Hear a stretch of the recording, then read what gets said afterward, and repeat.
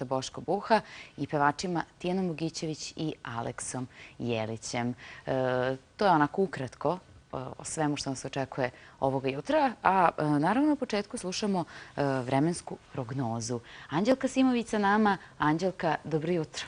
Dobro jutro, Dušice i poštovani gledaoci. Mi je ovaj grob, premijerno je prikazana na sceni Bitev teatra. Ovaj komad obrađuje temu sarajevskog atentata, stavljajući u fokus značaj borbe za slobodu i pravo na izbor.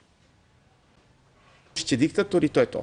Prvo, Vučić nije diktator, u Evropi danas nema diktatora, to su besmislice, to građani znaju. Druga stvar, vi morate nešto novo da nudite. Toga nije bilo. Toga u opoziciji nije bilo i to nije dobro. Ali valjda je to tako, pošto imamo već unapred rešene izbore, pa onda za neke drugi... Ne, hoću da vam kažem da ovaj put, to je možda i dobro. To je možda i dobro zbog uspostavljanja. Rezultat u osmini finalu u Indian Wellsu između Novaka Đokovića i Marina Čilića nerešeno 1-1 u setovima. Počeo je treći set, a mi gledamo i slušamo kratak pregled vesti jutra.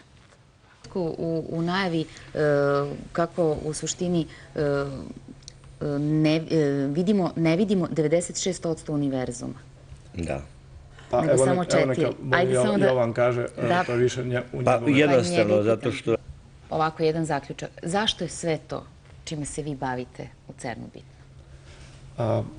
Osnovno istraživanja su praktično... Izgleda da se nešto reši. Da vam kažem, državna članarina koja treba da bude plaćena posle pridruživanja Srbije CERN-u je državna obaveza.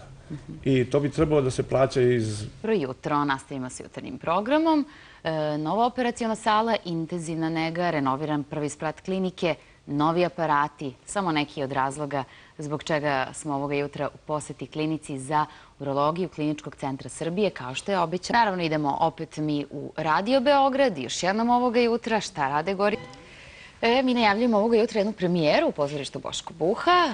Premijera predstave U strahu su velike oči. Predstava koja će u subotu biti prikazana u 2 termina, u 12 i 20 sati. Komad je nastao po tekstu Milane Depola u režiji Milana Karadžića i polazi od poznate srpske narodne bajke o 4 dece koje se usred noći izgube u planini.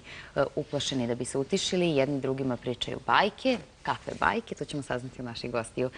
Predstava na neki način interaktivna, da uključuje decu u vaše priče, pa će samim tim da svaka predstava bude i pozorište više voliš, ili? Novak Đoković u osmini finalu u Indian Wellsu pobedio Hrvata Marina Čilića rezultatom 2-1 u setovima. Jelena Janković završila takmičenje, a mi slušamo detaljan izveštaj iz sporta. Toliko godina poznanstva i saradnje, duetska pesma. Evo prvi put. Došlo je vreme i za tim, da. Pesma još jednom je... Pa dobro, ja sam već izbacila jedan singl, Čudo se zove, međutim moramo da snimamo spotove da bismo to baš kako treba promoviti. Uspeh, ja kažem, tu si naravno i ti primer i još 2-3 osobe, nemaju ništa svoje snimljeno, a svi znaju za njih. Pa ne mislim. Ne može sakriti. Aleksa, naravno, moram da te pitam, najavljujemo za 18. mart premijeru baleta Krc-Koraščić. Vratio si se baletu ili nisi nikada ni odlazio? Dobrodošli vi kod nas ovdje u jutarnji program i slušamo sada, dakle, premijerno još jednom. Još jednom. Pa se nadam da ćemo se vidjeti još jednom. Tako je, mi se dugo nismo videli ti i ja, ali tvoje lice mi i dalje zvuči poznato. Hvala ti, Dušice, puno. Izvoli, Aleksa. Hvala vama što ste bili uz nas ovoga jutra. Sutra sa vama Nataša. Uživajte u današnjem danu. 17 stepeni najavljena temperatura. Prelepo vreme. Prošetajte i još jednom uživajte uz Aleksu i Tijanu.